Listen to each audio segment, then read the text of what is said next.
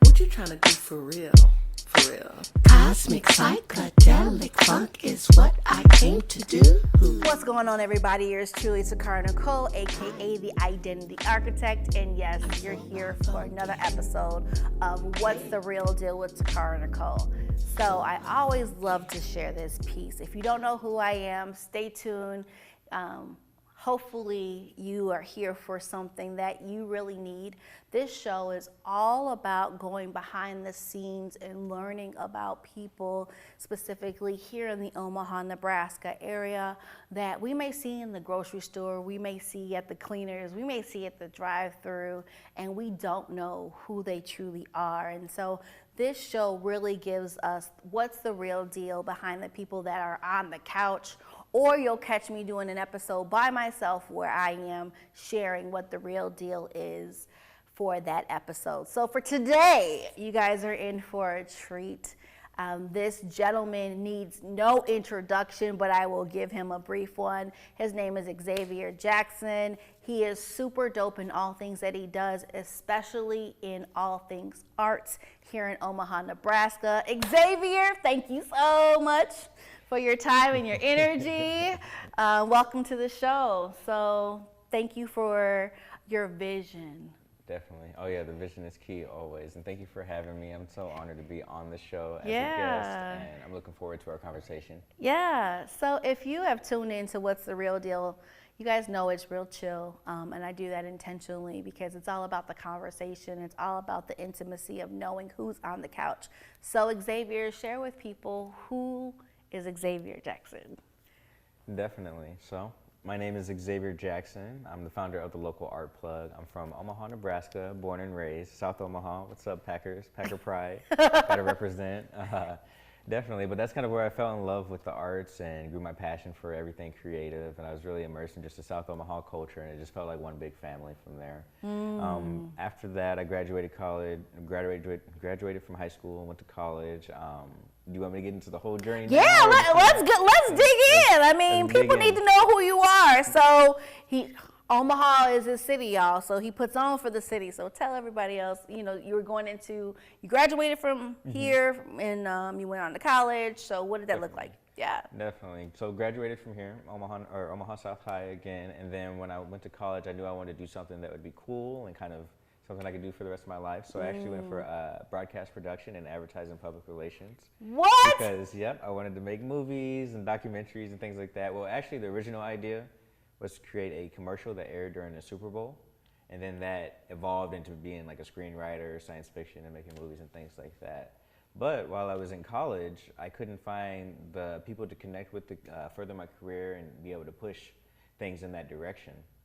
That was around 2015-16 when I kind of came up with the idea for local art plug. It was called Showcase at the time, and it was just a way for young students, young individuals to be able to not only get their work out there, get more exposure, but find more opportunities for themselves and kind of pursue that creative career, and then make those connections as well with other people in the creative field.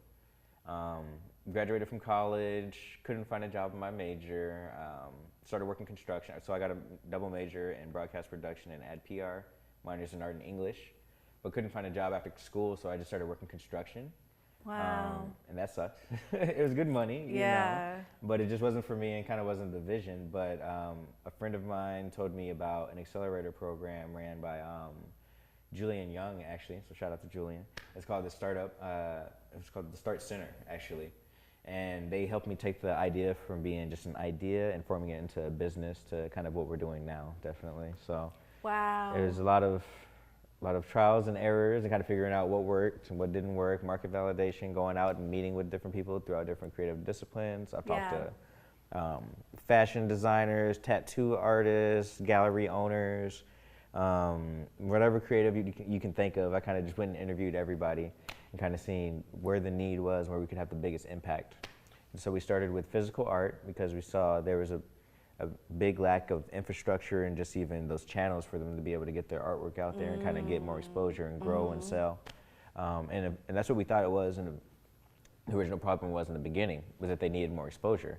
But come to find out, they just needed more opportunities and connections, and that's what we've really been focusing on providing over the last couple of years. It's just more art show opportunities, and then being able to leverage kind of our platform and what we have going and put them into places where maybe they normally wouldn't have been able to talk to those folks or sell to those folks, and kind of get them out of their own comfort zone to broaden their audience. Wow, wow. So what you guys don't know is that before lights, camera, action, we actually had a whole conversation about elements that he just shared when it comes to his why. And so this is why this show is so near and dear to my heart, because there's conversations that go on in our heads about different elements, and then we connect with those people who are a part of our story and a part of our journey and purpose. And we never know it unless we open our mouths and have those effective conversations. And so you said so much. So you're from South Omaha. Yes. And you went to school like so many other people, thinking you were going to do this, and then this line went like this. And so what I love about that is that through all of that, you found Xavier. And so what is one thing that you would say in reference to your journey and your love for the arts that really attracted you to the arts? I think being able to express myself creatively and then make something out of nothing as well. It's always fun to kind of have this idea in your head, but then to bring it out into the real world and you see it flourish, and you're like, wow, that's crazy. We just did that. Okay, I want to do another one now. You know, it's addicting. Like, okay, what else can I make? What else can I do? You just want to keep pushing the boundaries of it. So that's definitely what drove me to it. And then even growing up, I was always into hip hop. A big part of hip hop culture is graffiti, breakdancing. You know, it's more than just rap. So I just was very immersed in the culture. I remember I used to just look up different graffiti writers from New York and stuff. Wow. I grew up off of 42nd and D Street. So there's a big train track that would always come by.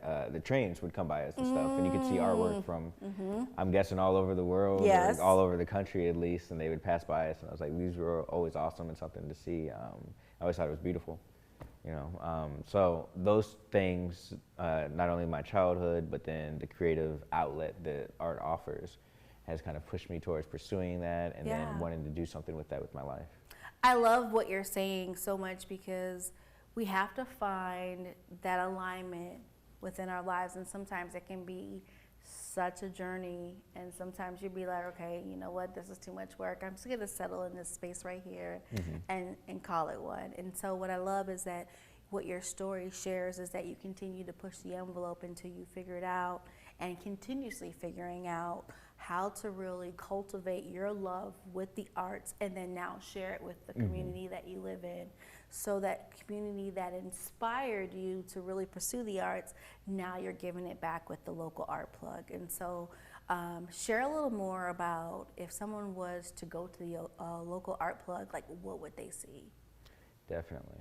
So we do a variety of different things. One of our most popular events and most recurring events is Creatives and Coffees, where we actually meet up every second and fourth Saturday. We actually had a meeting this morning. Usually it's from 1 to 3 p.m. Today we're doing, or this month we're doing from 10 to noon because of the location we're at. We try to partner with local coffee shops. But I like to call it introverts being extroverted, you know, getting people out of their circle, because a lot of the time the creative process can be just so isolating. You're always working by yourself or fleshing out ideas by yourself. But in this group, you can kind of do it with others around, or even just some people would just show up and hang out. And it's almost been like a therapy session sometimes. You know, people would just vent about what they're going through, and we talk about random stuff. But it's always a good way to kind of just get the creative juices flowing and be able to be around other like creative, artsy-fartsy people. Because maybe your family might not always necessarily understand what you're doing or what you're trying to do. And sometimes that can be discouraging as well. You just need to know, like, okay, there's other people out there like me creating something. Maybe people will never see it, maybe people will see it, you know, but we're just very passionate about it. And these people get it. I don't have to like explain what I'm doing to them 1,000 times. They get it. You feel like you don't have to speak a foreign language for people to like understand totally what you're doing and your passion and purpose behind it. So these happen, you said every when? Every second and fourth Saturday. Okay, so if someone was looking to be a part of this amazing, I call it a tribe because that's what it sounds like. Definitely. How would they go about getting the information to know what locations you're going to be at? Definitely follow us on social media as well as subscribe to our email list. We'd like to send out our updates as well as locations, and that kind of keeps people on their toes too, and keep them coming back, because it's like, okay, we're not going to be in the same place for too long. Right. This summer we also have a venue space downtown at the Flatiron Building, and if you walk in there, you'll see a lot of art, musical equipment, and things like that. But we've been branching back out to partnering with coffee shops and getting out of our space. But back to kind of your original question too, if you do walk into a local art plug show, what you'll see is a variety of art from not only emerging but established artists as well. Everybody just kind of displaying their stuff and trying to make as much money as possible, as well as just grow and spread their art. Growth is so important to anything we do, but especially art. I feel like art has a way of connecting dots and really cultivating conversations.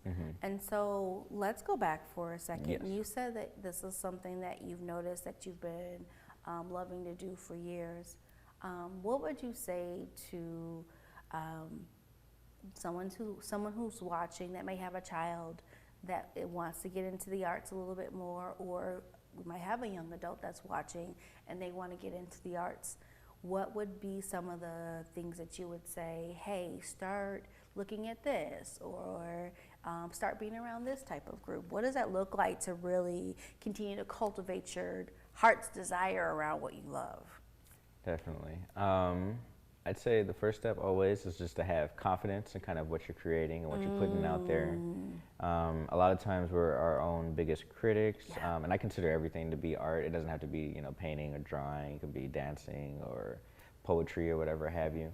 But having that bravery to put yourself out there is a huge first step, because you never know how people are going to perceive. Absolutely. You always tell yourself people are just going to hate it for some reason. Right. And it's like, no one's going to send you a bunch of hate mail after you post your song or your video.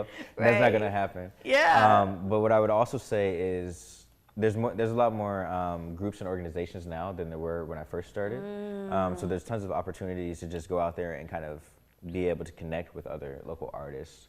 And one of the newest trends, it seems like, in Nebraska are creative districts, where they actually do the majority of the creative arts and creative aspects in town now, and trying to get just more into those scenes. I was very introverted when I first started. It was hard to get out of my bubble and kind of go into crowds and strange, unfamiliar places. But you kind of have to take that leap and just put yourself out there, because if you want to grow, you have to talk to people. People have to see your stuff, Networking's part of the game. It is. Even if you don't like doing it, if you really want your art to succeed, you have to get out there and you have to network. And that's really how I kind of got out of my show. It's like I really wanted Art Plug to succeed, and I wasn't going to let it die because I was afraid to go talk to people. And I'd go home and I'd think about that, and I'm like, man, come on now. It's just like one person. So as long as I would go and talk to one person, if I meet one person when I was out, I was like, cool, successful night. And it just grows from there. And you're saying so much that I totally agree with, and just networking and what does that look like. And a lot of times it can be a little difficult because we have an idea of who we would want to talk to or what we would want to say, but sometimes when it's time to actually get ready to say those things, you kind of like freeze. So one of the things that I love that you shared is that you understood that you had a gift for art at a very young age. That's what we were talking about even prior to being live and talking to all of you. What would be something that you would love to share with those who want to really step out of that introvert shell and really connect with people? They might not want to be like a whole entire extrovert, but they might just want to step into that place where they know they can and kind of take that layer off of being an introvert. Like, what is one of the things that you had to learn how to do? I was above 21, so at every art show, there's always free wine. A glass of wine doesn't really hurt. Sip a glass of wine, walk around for 30 minutes, eventually you feel comfortable in the space. But outside of that, for anyone who's listening, even younger ages, take your friends with you. Just we're gonna go check out this cool thing, we're gonna go to this space really quick. You know, and that makes it a lot less awkward when you have people good. that look like you and people that you know that you can Yeah. actually talk to. Yeah. And now it's not a room full of strangers. Right. It's just you and your buddies kind of hanging out Yeah. in this place, and that makes it a little bit easier. I love that, and it's not as intimidating as it is when you walk into a place by yourself. By yourself, yeah. And like not knowing anybody. And as hard as it may be for people to believe, there's parts of me that I can be an introvert, but then I do really resonate with being an extrovert. So sometimes I feel like I ride that small line Yes.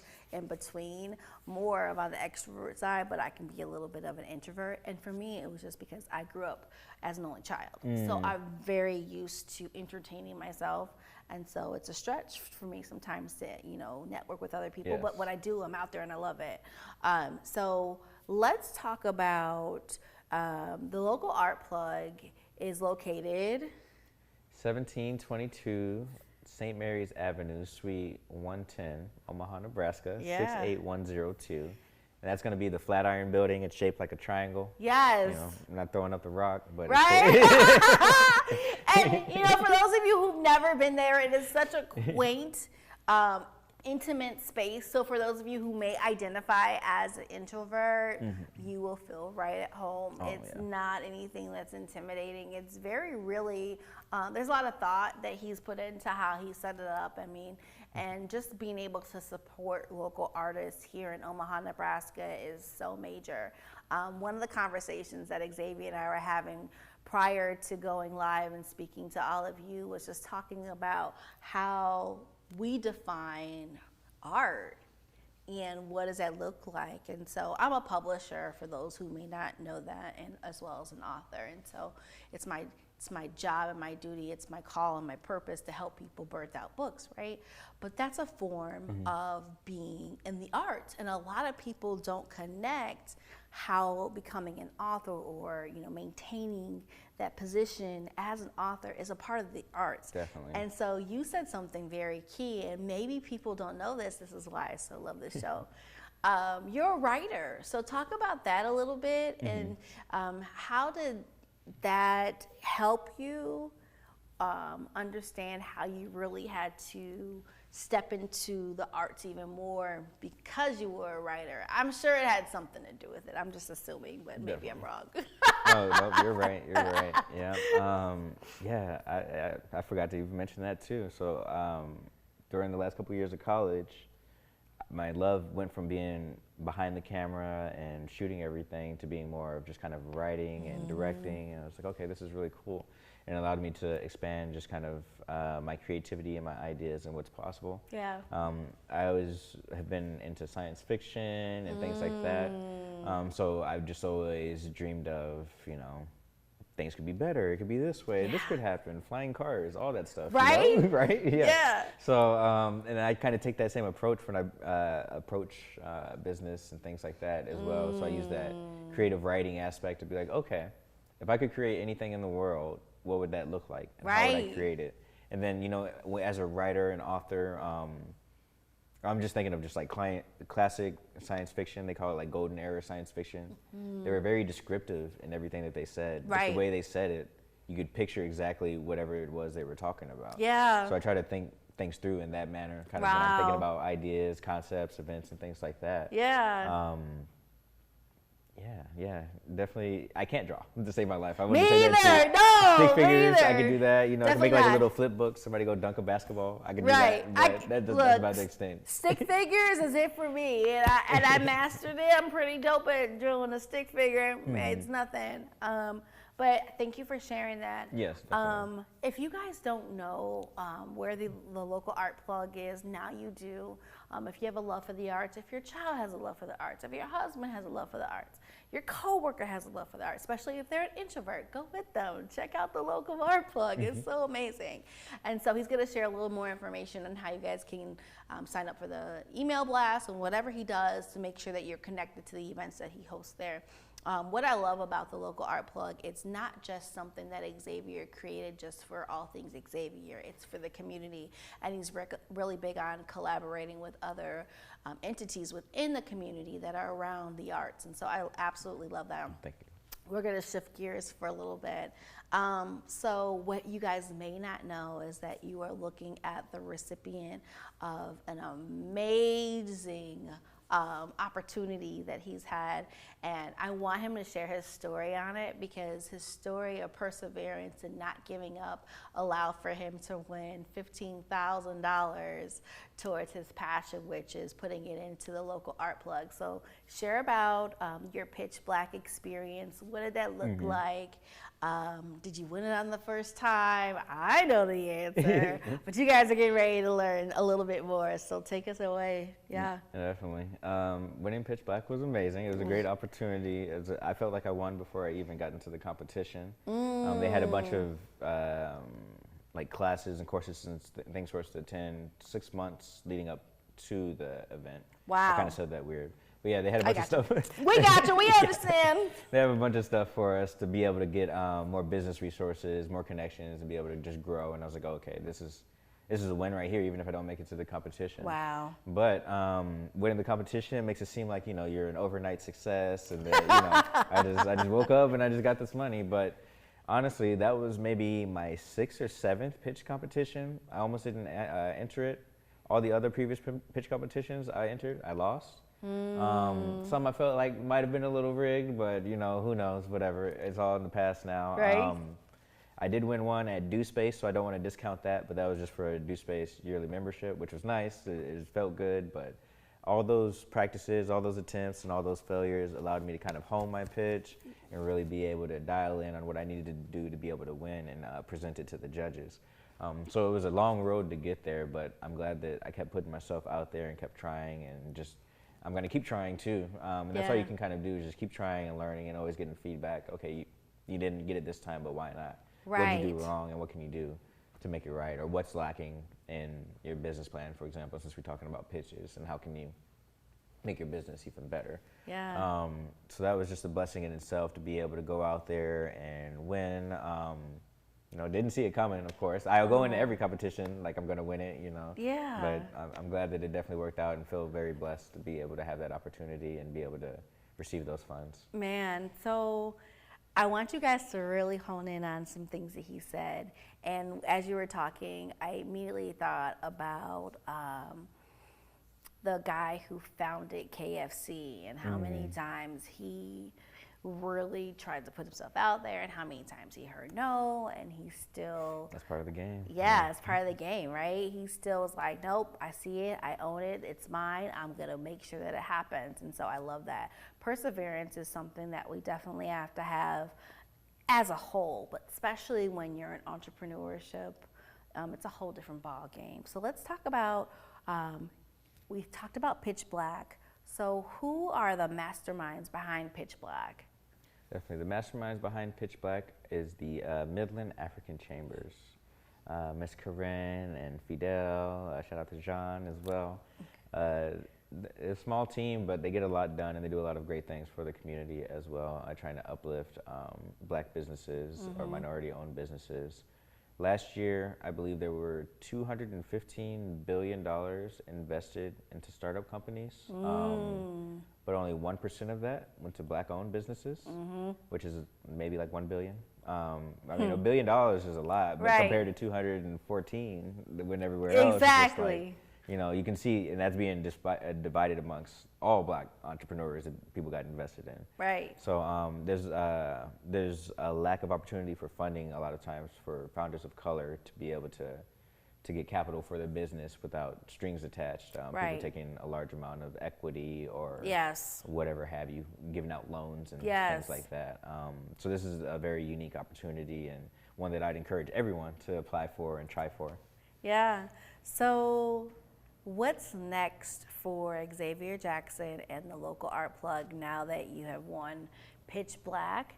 But also, I can only imagine how this opportunity really shoved you into a different mindset when it comes to knowing that you push hard enough, things will happen. So what's next for you? Definitely, yes, that's important too. Yeah, if you push hard enough, things will happen. Because the last thing I'll say is I told myself if I turn 29 and the business isn't growing, moving anywhere. I was gonna stop, and go join Space Force. Honestly. No! That was really the plan. No! And guess what? This year I turned 29, and then everything just started taking off. So I was like, okay, well, I'm glad I stuck with it. Right? Because there's definitely dark days and things that you need to do Absolutely. to be able to persevere and make it through. Yes. Then I kind of lost track of thought. What was the second part of the question? What's next for the what's local next? art Definitely. plug? So we've Yeah. got the funds. We're looking for matching funding, and we were working on obtaining a nonprofit portion to the business as well. Awesome. So those of you who have those children, or who even want to be educated more in the arts or virtual reality realm, we're going to offer courses and things like that pretty soon. I don't want to say too much because I want it to be a surprise. You know, there's always competition, but it's going to be some great things for the community, and we're pretty excited about the future. I love that. And so immediately when I think of community, I always think of unity, just because the word unity is inside of the word community. And so I love how you're taking this win, you're like, yes, here's how we expand within the community and help those that were like me, meaning when you were young, you know, doing all that you did in reference to research and just figuring out, okay, the arts is what again, Yep. you know, that you're now expanding that. So how can people stay engaged with all things Xavier Jackson and the local art plug? Definitely, yeah. Please follow us on any social media platform except for Twitter, it seems like. We're not on Twitter yet or TikTok, but we have Instagram, Facebook, and LinkedIn accounts. Our Instagram is local_artplug, and then the Facebook and LinkedIn are local art plug, all one word. To get on the email list, please reach out to us at info@localartplug.com. You can also check out our website at localartplug.com. It's going under some construction reviews, so it's like here and there sometimes, but you can definitely reach us 24/7 by email. We'll respond to you in 48 hours and be more than happy to talk to you and maybe even get some coffee and do work together. Why not? Right? Yep. Collaboration over competition. Yes, I promise always. you. So listen, this has been another episode of What's the Real Deal with Takara Nicole. We are here with Xavier Jackson. We're wrapping up. He told you how to keep in touch with him. He told you his story, his journey. Now it's your responsibility to follow him. And if you know those that are engaged in the arts and want to take it to the next step, now you have a solution, so there's no excuses. Thanks so much for tuning in, and we'll catch you next time. What you trying to do for real? For real. Cosmic psychedelic funk is what I came to do. Yep.